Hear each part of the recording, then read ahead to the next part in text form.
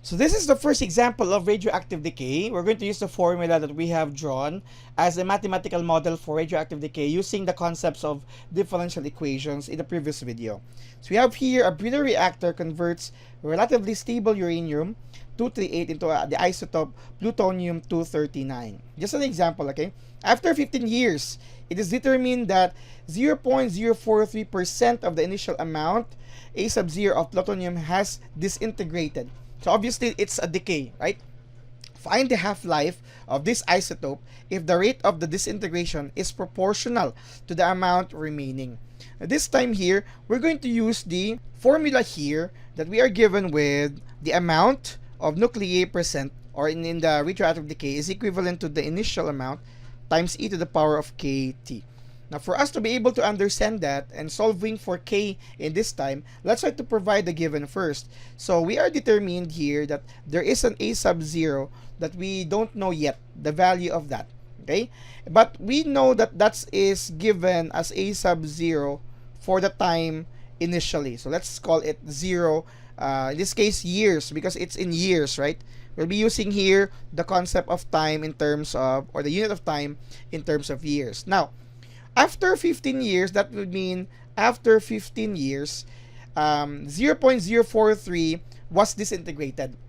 This is not the amount of nuclei remaining, but it's the amount of nuclei that was removed. That would mean we're going to subtract it from 1 because 100%. That would mean if it's 0.043, okay, that's a percentage for that is actually disintegrated. We can actually determine a sub 1 when we remove that from 1 and percent, so subtract 0.0 adding to zeros, 0.043, am I right? 1, 2. Okay, 0.43. So the remaining amount of nuclei is actually identified as 0.99957. This is the amount of nuclei remaining after 15 years because 40 or 0.043% was disintegrated. Okay, so for this specific example, we can actually identify our k, the constant of proportionality, okay, which would be needed in solving for the next situation because we are asked about the half-life. Okay, so what would be the half-life? What's the situation would be for our half-life? So that would mean if we're going to talk about a sub 2 being half-life, so that's 0.5 of whatever would be the initial or 1/2 of the initial, and we are asked about the half-life, so in years of our plutonium identified here where this given situation is actually met. So basically they are expressed in terms of a sub 0 because of the situation. We don't know a sub 0 yet in the original amount of nuclei. It's just that we know that after 15 years this was actually disintegrated, meaning this is what is retained after 15 years. So for this, we are going to solve here our k or e to the power of k. First, let's try to come up with our table just for us to make this formal. Okay, because based on these situations here. Sorry for that. Okay, you have here. So t, and then our initial, 15 years. So you have here our t, and then the total amount. Or let me do it again. Let me choose another color. This will be our t, and then our amount here. So for initially, at t equal to 0, it's still a sub 0, the initial. Again, we don't know the actual value for that. But after 15 years, what remains is 0.99. Sorry, this is not okay. The spaces are actually not enough, so let me do it like this here. 0.99957 of your a sub 0. Okay, that's for after 15 years. Then we are asked about the number of years, the half-life, because half-life is actually in terms of years of the situation where we will only get 0.5 of our original amount. Okay, so let's solve this using the formula that is actually derived in the previous video. A is equal to your a sub 0 e to the power of k and then your t. So we're going to use this specific point here that after at 15 years, our a is actually just 0.99957 a sub 0.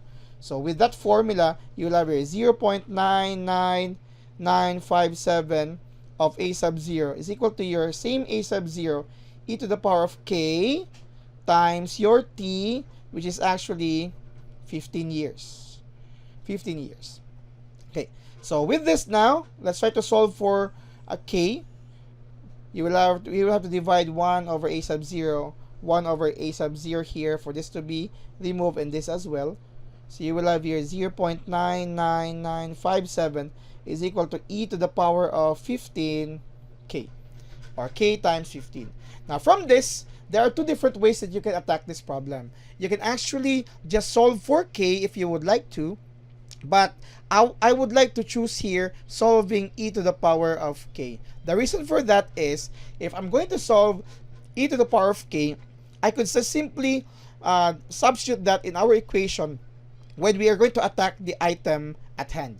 If you're going to solve for k and it's still possible and it's still okay, and you're going to solve for k, let's say you're already done with solving for k, you're still going to subject that as an exponent of your e.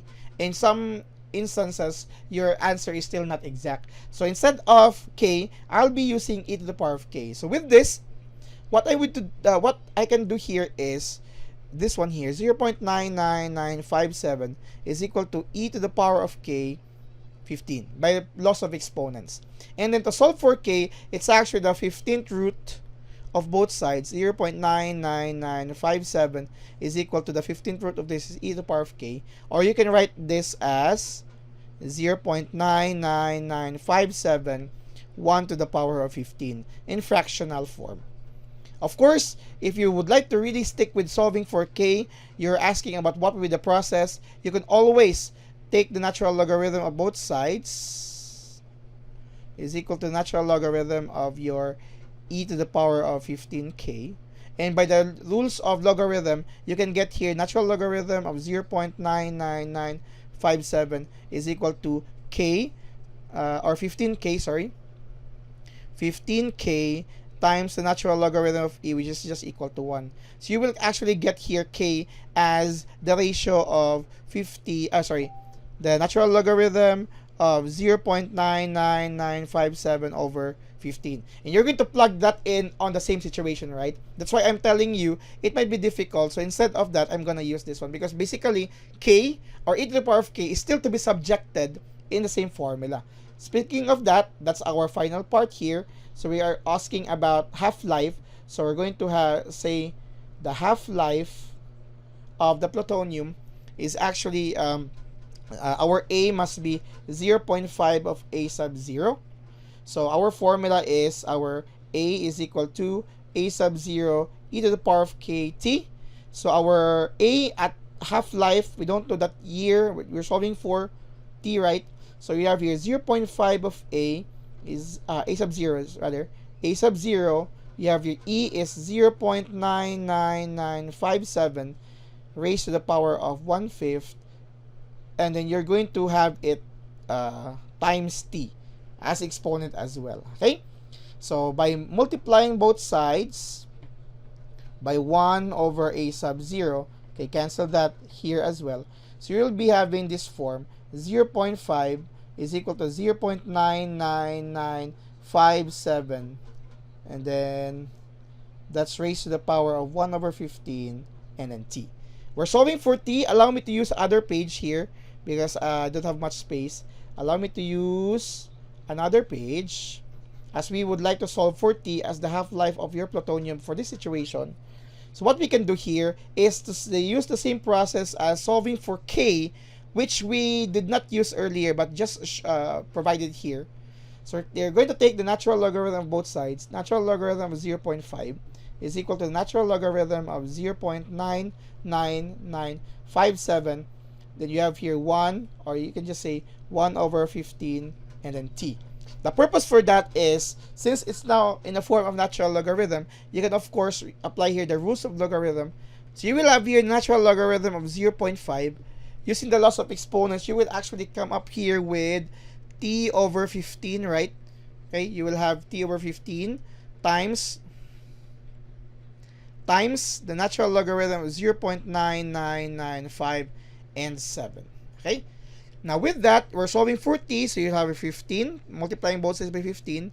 natural logarithm of 0.5 is equal to t, natural logarithm of 0.9995, and 7. So basically, your t, the half-life of your plutonium identified here is 15 times the natural logarithm of 0.5 all over the natural logarithm of 0.9995 and 7.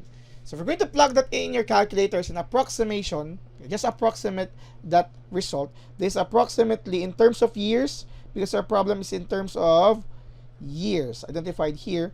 So basically, this is just approximately 24,174 years. This is the half-life of the identified plutonium-239 for this given situation, given that after 15 years, that said what you call this initial amount, we don't know that initial amount is disintegrated by 0.043%.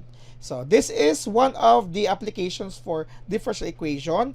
The point here is probably you will not able to see some notations for derivative or differential equation, but the formula is actually derived from separation of variables in a given assumption. So we'll have one more example for this now, proceeding on to carbon dating, but half-life pertains on 0.5. So let's talk about carbon dating as well later on in the next video. Thank you very much for watching.